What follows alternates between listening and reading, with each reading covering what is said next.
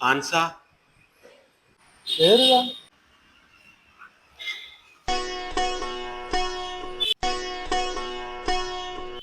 എന്താ പറ്റി? എന്റെ എല്ലാം കഴിഞ്ഞു. വീട് ജപ്തിയായി. ആൻസൻ ഇനി ഒന്ന് സഹായിക്കും. ഞാൻ ഒന്നും അറിഞ്ഞില്ലല്ലോ. ഫീസ് അടയ്ക്കാൻ കഴിയാത്തതുകൊണ്ട് മോന്റെ പരീക്ഷ എഴുതാൻ കഴിഞ്ഞിട്ടില്ല.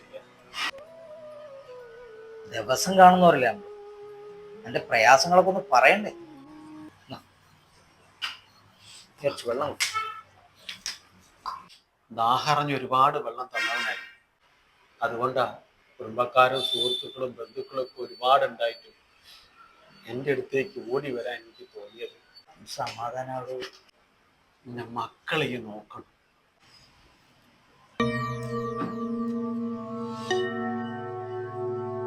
ദീപു, ദീപു, ഹലോ, നമ്മളെ ദീപു. എനിക്ക് അറിഞ്ഞില്ലേ, ഇന്നലെ രാത്രി ട്രെയിനിൽ ചാടിയാടാ.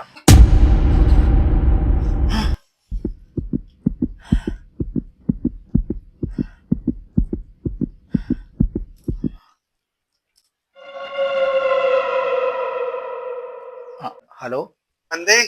ഞാൻ ഹോസ്പിറ്റലാ. ചെറുതായിട്ട് വണ്ടി ഒന്ന് സ്കിഡ് ചെയ്ത് ഈ ഒരു ആക്സിഡന്റ്. എന്താ വിളിക്കാണ്ടെന്ന്? എനിക്ക് വേണ്ടി ഇത്രയും നേരം ഓടിയതല്ലേ, ഉറങ്ങിക്കോട്ടെ എന്ന് കരുതിയതാ. കുഴപ്പമൊന്നുമില്ല, മനസ്സിലുണ്ട് കൂടെ. കിടന്നുറങ്ങ്, നാളെ കാണാം.